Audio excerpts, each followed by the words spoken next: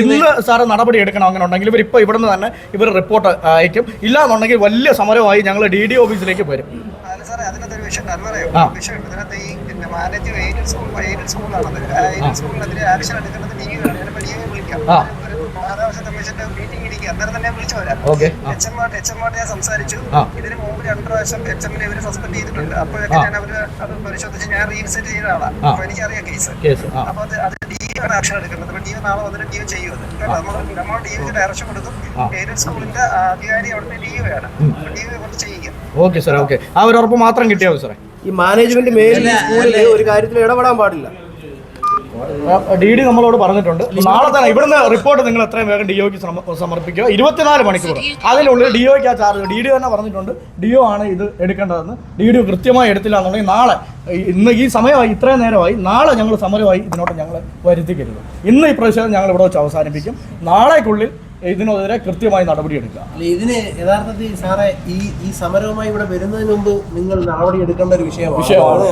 നിങ്ങൾ മാനുഷികമായി നിങ്ങളുടെ കൂടെ ജോലി ചെയ്യുന്ന ഒരു ഉദ്യോഗസ്ഥയല്ലേ, അവർക്ക് നേരിട്ട ഈ ഒരു വലിയ പീഡനമല്ലേ. നിങ്ങൾ യഥാർത്ഥ ഇപ്പോഴും റിപ്പോർട്ട് പോയിട്ടില്ലെന്നാ പറയുന്നത്. ഇല്ല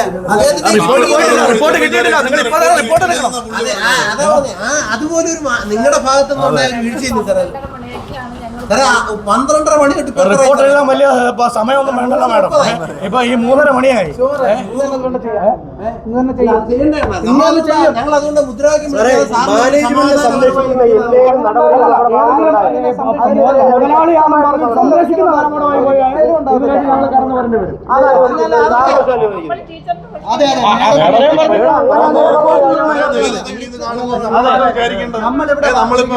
നമ്മളിവിടെ വന്നിടം മുതൽ മേഡം അനുഭാവപൂർവ്വമായിട്ട് ഇത് പരിഗണിച്ചത്.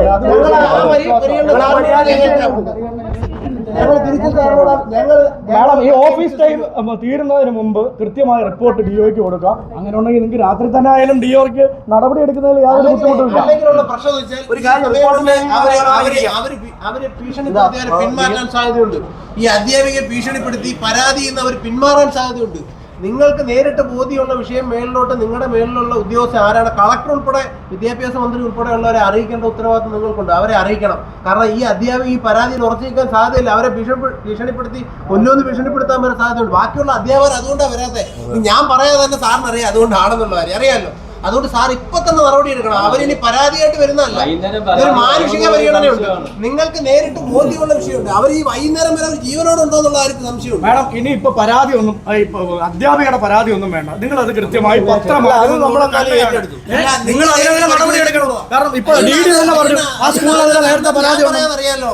ഹരിയണ്ണൻ ആ സ്കൂളിൽ പഠിച്ചിറങ്ങിയാണ്, അറിയാലോ. ഞാൻ പറഞ്ഞിട്ടുണ്ടല്ലോ. എന്തായാലും വേണ്ട നടപടിയിൽ തീരുമാനം ഉണ്ടാവും. ഇന്ന് ഈ മാനേജ്മെന്റിന് ആരും അധികാരം കൊടുത്തു.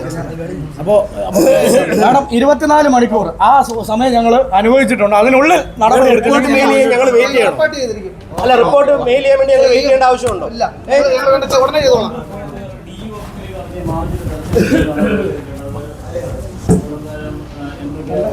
Okay, thank you madam.